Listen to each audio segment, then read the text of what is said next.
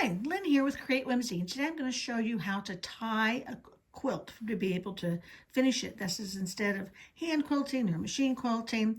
They're really great for utilitarian quilts like a baby quilt, something you're going to curl up with. So what you want to do is you want to thread your needle. I've got number 8 pearl cotton right now, but you can use anything. You can use yarn, you can use 6-strand embroidery floss. If you can thread the needle with it, you can tie a quilt with it. So what you want to do is start from the right side of your fabric, put your threaded needle down through your quilt sandwich, leave about a 2-inch tail, and then come back up at about, a 1/4 of an inch or so from where you put your needle through the quilt sandwich. There we go.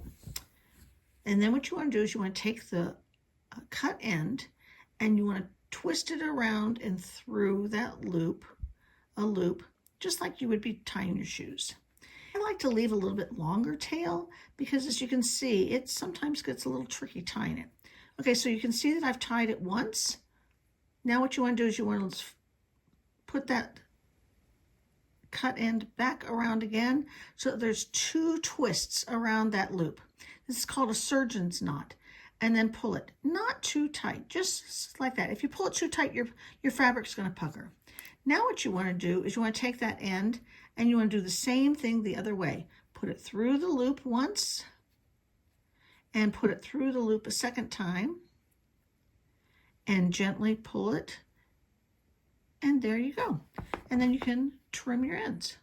That's how to tie a quilt. Now I'm going to show you with a 6-strand embroidery floss.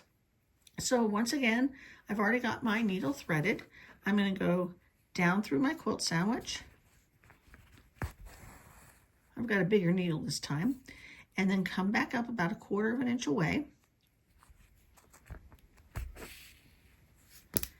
And then I'm going to make this tail a little bit longer. Twist it around.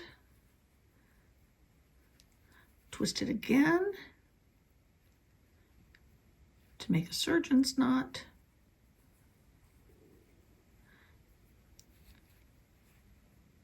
There we go. And now do the same thing on the other side. Once through the loop, a second way through the loop, pull, and then trim. And you can trim really pretty close if you want.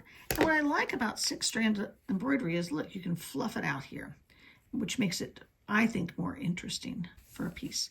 There, that's how you tie a quilt to finish it.